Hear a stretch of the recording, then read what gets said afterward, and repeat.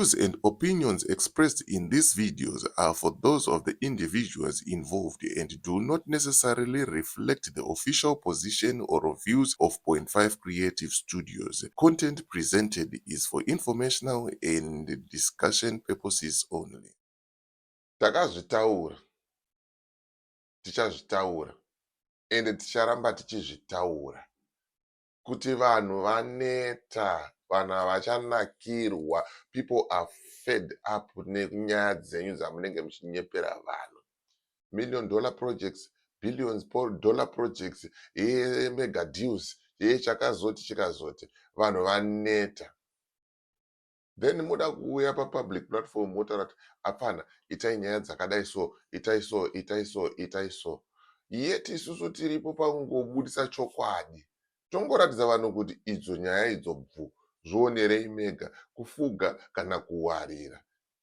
Greetings, good people. My name is DJ Holly and welcome to Point 5 Creative Studios. Chitubu, content chitubu, chisingapwi chitubu, chinonwa nemunhu wese chitubu, chakavhenekwa chikaongororwa nana mazvikokota kunzi aiwaka chitubu ichi chine content iri healthy, content iri clean, content yakachena, yakakodzera kunge chikonsumwa nemunhu akaita kunge iwewe. Ndosaka uri pana pamuzuva ranhasi. So if it's your first time here, dzvanya subscribe button and the notification bell so that you don't miss out on any exciting content uploaded. Once again, thank you very much for 85,000 subscribers. Ngatirambe takashinga tiri kupinda muwaya imomo tichifumura hunhu hweZanu-PF handitika. Panapa ndine video randasangana naro rava Chris Mutsvangwa vari question and answer nemajournalist.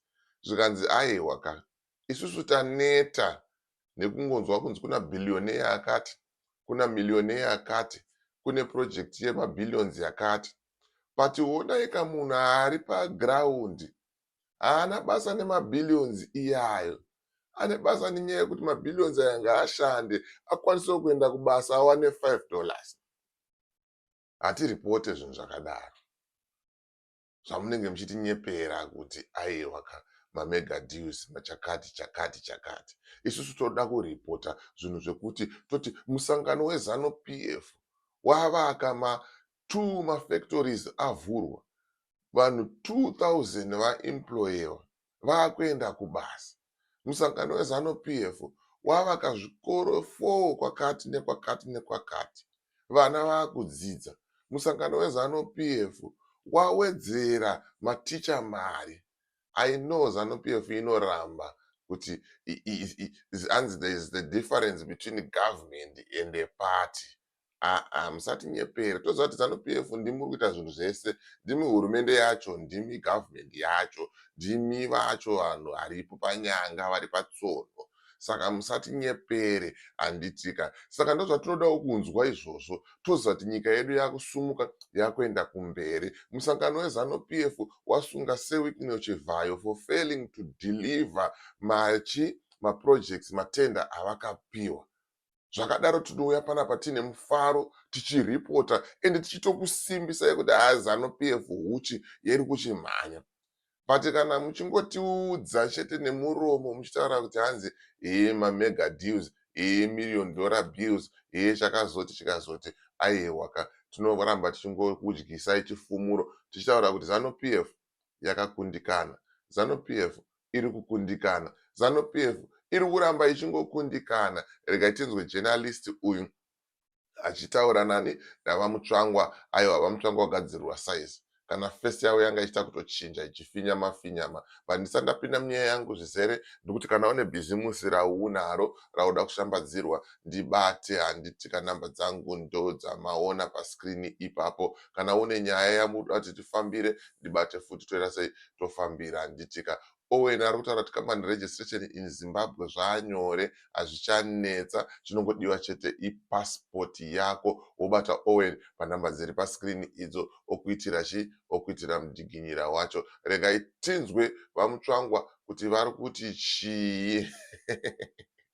Pakaipa vanaiva this time agadzirwa size yake chaiyo. Technology in those areas in steel and in lithium will be the best possible available on the market. It does not get covered What ZANU-PF is doing is realizing scope and scale which is unprecedented on the African continent to transform this country, to catch up with what President Mnangagwa is doing to attract world-class capital, combining with the best brains on the African continent so that we can turn capital into profit on a scale Africa has never done. This will create opportunities for everybody, new towns, new railway lines, new ports. We are building new ports in Mozambique to export steel up to 10 million tons. It's being done now. Have you seen what is being done in Buhera by this company, billionaire company, being done in Vanese by this billionaire? There's one party which only looks for power. We've got another party which is moving all these investments. Now you want to report. Every day you want to report that Chamisa wants to go to State House. We in ZANU-PF, we've got so many things. Our president, our Witamoni, check my reports, ever projects, our big projects. Now you want to be told with the reporter in a party which is an indigent party, which is a drone party, which waits for the day we need to go to State House before they can show us what they... Some of the statements you can just tell that they are not really factual, and we can never put that in the media. We thank you for telling us that there are billionaires who are doing different projects in our country. The only problem with the person at the grassroots is they are not benefiting from those projects. So for us to come into the media or onto the platform and say there are these billions that are being poured in and people are saying, where is the money? It does not make sense. The only problem with the person at the grassroots is they are not benefiting from those projects. So for us to come into the media... Amadzangu ndabaiwa neshoko kani. Abaiwa neshoko mdharara mbaya ona zaita face. Auzwa chokwadi baba kudyiswa chifumuro. Ipapo. Yeah. Ndo zvinhu zvinodiwa izvi.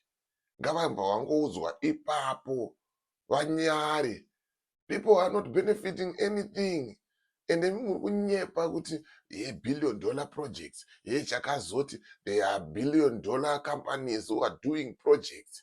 The president vaita mhoni nekukata maribones. But what is the ordinary person benefiting? Ameno kuti vanhu veZANU-PF havana kudzidza here kana kuti havafunge here kuti chii chatiri kubenefita for supporting ZANU-PF? Chii? Or onto the platform and say there are these billions that are being poured in and people are saying, where is the money?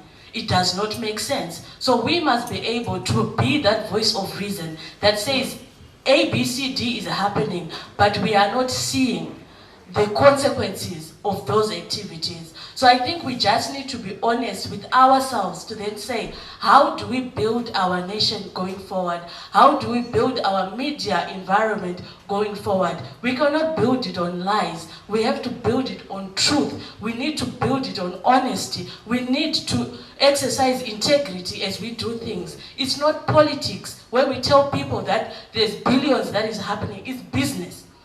So if business is happening, it must also cascade to the grassroots.